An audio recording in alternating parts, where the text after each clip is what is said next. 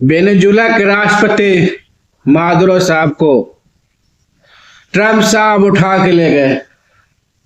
Bye God, ये ऐसी खबर है जो कोई सुन रहा दंग हो जा रहा कि किसी देश का सबसे उच्च पद पर बैठा हुआ व्यक्ति को कोई यूं कैसे उठा के अपने देश ले जा सकता है।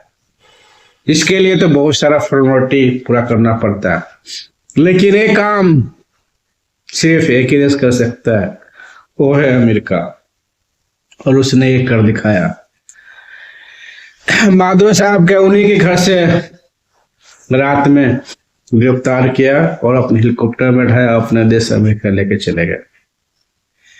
ये ऐसी घटना है जो कुछ साल पहले भी अमेरिका ने पाकिस्तान में बैठा लादेन को भी उसी घर में कमांडो को उतार के मौत के घाट उतार दिया था। लेकिन इस बार सिर्फ गिरफ्तार करके अपने अमेरिका देश में माधुरो साहब पे ले गए और उन पर ऐसा आरोप लगाया है कि शायद उनका मौत की सजा भी हो सकती है। आरोप ये है कि वेनेजुला के राष्ट्रपति मादुरो साहब अमेरिका में ड्रग्स सप्लाई करते हैं और ड्रग्स माफिया से इनका कनेक्शन है। वेनेजुला के ड्रग्स सप्लाई के कारण अमेरिका में बहुत सारे नौजवानों की मौत हो गई है। ये इल्जाम लगाते हुए अमेरिका ने इनको गिरफ्तार करने के बहाने उठा के ले गए कि मैं इनको गिरफ्तार कर रहा हूं और अपने देश में इन पर केस चलाऊंगा कि इनकी वजह से हजारों मौत हो गई है और ये इनलीगल काम करते हैं। लेकिन ये सारी दुनिया जानती है कि कोई भी देश का जो उच्च पद पर बैठा हो या प्रधानमंत्री राष्ट्रपति हो, शायद ऐसा काम वो करेगा नहीं। हाँ, उसके कुछ जो रिलेशन में हो या कोई दूर का हो वो कर सकता है, लेकिन अमेरिका ने सीधा सीधा इन्हीं पर आरोप लगाया कि ये और इनका जो गृह मंत्री हो और इनके जो जुड़े हुए कुछ दोस्त यार है, इन्हीं लोगों ने ड्रग्स सप्लाई करते हैं अमेरिका में, जिसकी वजह से लाखों अमेरिकन ड्रग्स पी के सूख के मर जाते हैं। लेकिन दोस्तों, आप लोग को बता दूं कि ड्रग्स का मामला अमेरिका में सबसे ज्यादा ड्रग्स मैक्सिको से आता है, क्योंकि उसके मैक्सिको से बॉर्डर लगती है अमेरिका के, लेकिन वेनेजुला से बॉर्डर नहीं लगती। वेनेजुला थोड़ी उसके दूरी पे, लेकिन ये भी अमेरिका कंट्रोल में आता है वेनेजुला भी देश। पूरी दुनिया जानता है कि ड्रग्स का मामला नहीं है, इसका मामला कुछ और ही है।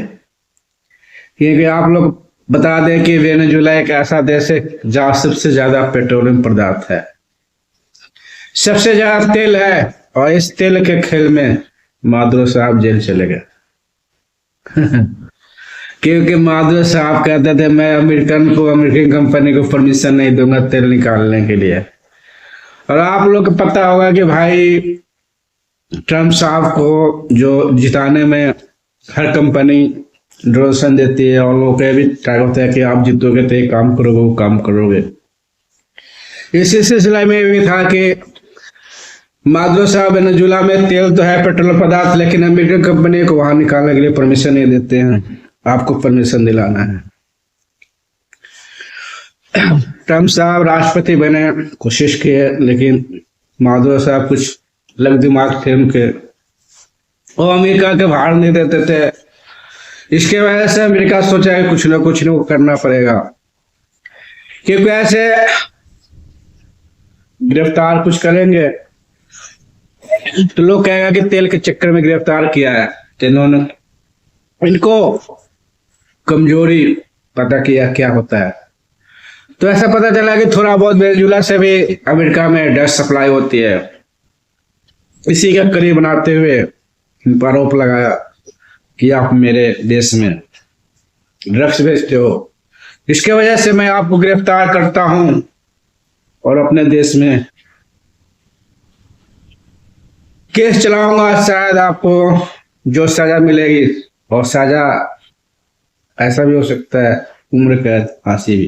तो अमेरिका ने कहने को तो ड्रग्स मामले में गिरफ्तार किया है, लेकिन पीछे का पर्दा सिर्फ तेल है, क्योंकि अब मादुरो साहब अमेरिका के जेल में हैं।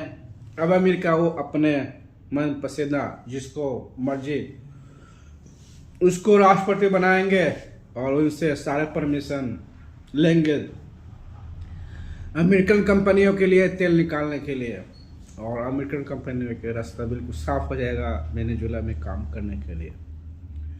तो पूरा तो खेल यही है, तेल का खेल है, बाकी आप समझ ही रहे हो। और ऐसा काम अगर कोई दूसरा देश किया होता तो अब तक अमेरिका फाइटर प्लेन भी भेज दिया होता, लेकिन अमेरिका के सामने और कोई देश कुछ बोल नहीं सकता है, क्योंकि अमेरिका सुपर पावर है। उसके दुनिया में सबसे ज़्यादा जीडीपी है लगभग 30 ट्रिलियन का, और उसके पास सैन्य शक्ति भी, आधुनिक भी, हर मामले में टेक्नोलॉजी भी आगे है। तो इस समय कोई भी देश अमेरिका से दुश्मनी मोड़ना नहीं चाहता है। रसिया था एक टक्कर लेने वाला, लेकिन इस समय वो यूक्रेन के मामले में उलझा पड़ा है, और सोवियत संघ भी टूट गई है, पहले जैसा अब रूस रहा नहीं। क्योंकि जब सोवियत संघ तक था तो दुनिया में 2 ही शक्तिशाली देश हुआ करता था, या तो अमेरिका या तो सोवियत संघ रूस। लेकिन रूस ने 1992 में सब टूट के अलग हो गया, तो उस समय से कमजोर हो गया रूस। अब इस समय सुपर पावर एक ही रह गया, बिल्कुल अमेरिका। लेकिन सुपर पावर अमेरिका है, लेकिन अगर चाइना चाहे तो अमेरिका को टक्कर दे सकता है। लेकिन चाइना दिमाग का तेज है, वो किसी भी युद्ध में उलझना नहीं चाहता, क्योंकि अगर युद्ध में किसी तरह फंस गया हो तो इसकी जीडीपी डाउन चली जाएगी, और उसको पूरी दुनिया में अपनी प्रोडक्ट बेचना है, बाजार देखना है।